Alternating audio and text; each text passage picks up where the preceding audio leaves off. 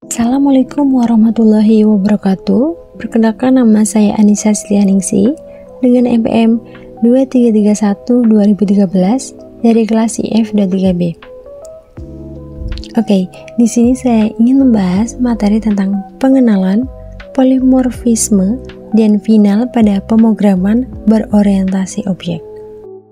Nah, yang pertama ada definisi polimorfisme, yakni adalah sebuah konsep dalam pemrograman berorientasi objek atau PBO, di mana suatu variabel, fungsi, atau objek dapat mengambil banyak bentuk.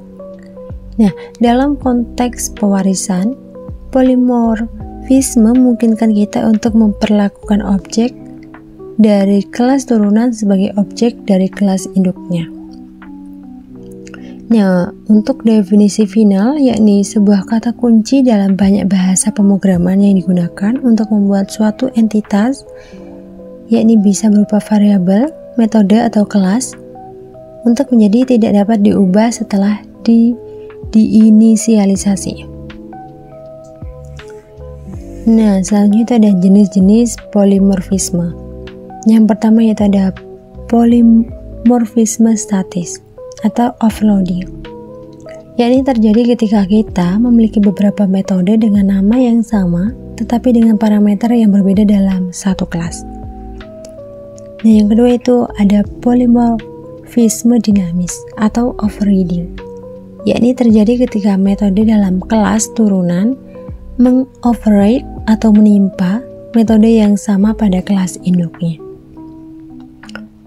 Nah, berikut ini adalah contoh penerapan polimorfisme pada program. Nah, dalam contoh di samping yaitu metode bersuara di kelas hewan di override oleh kelas anjing dan kucing.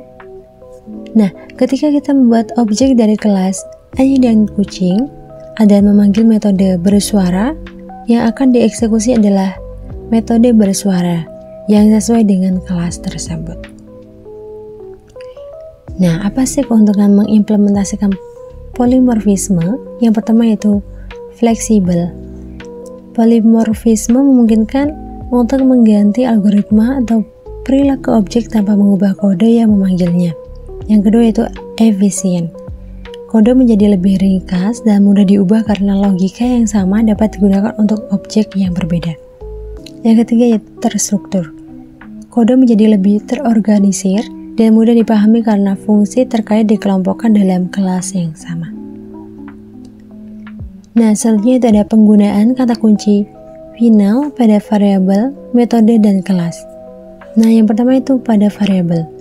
Nilai variabel final tidak dapat diubah setelah diinisialisasi, misalnya nilai integer adalah 10. Yang kedua yaitu metode.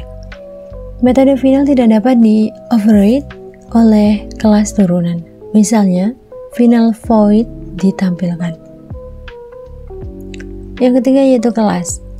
Kelas final tidak dapat diwariskan oleh kelas lain, misalnya final class yang berupa mobil. Nah, selanjutnya itu ada pengaruh final pada pewarisan dan overriding. Yang pertama itu final pada kelas, yakni memblokir kelas untuk diwariskan. Ini memastikan bahwa kelas tidak dimodifikasi. Nah, yang kedua yaitu final pada metode, yakni mencegah metode di-override, meningkatkan keamanan dan kestabilan kode. Nah, berikutnya yaitu ada studi kasus penerapan polimorfisme dan final dalam program. Yang pertama yaitu pengaturan, yakni membuat kelas abstrak untuk mengatur dan mengatur objek, misalnya kelas abstrak hewan. Nah, untuk implementasinya yaitu membuat kelas konkret yang mewarisi kelas abstrak dan mengimplementasikan metode abstrak, misalnya kelas kucing dan anjing. Yang ketiga yaitu aplikasi, membuat kelas utama yang memanfaatkan polimorfisme dan final untuk memanggil metode abstrak. Nah, itulah yang dapat saya sampaikan. Bila ada kesalahan saya mohon maaf. Wassalamualaikum warahmatullahi wabarakatuh.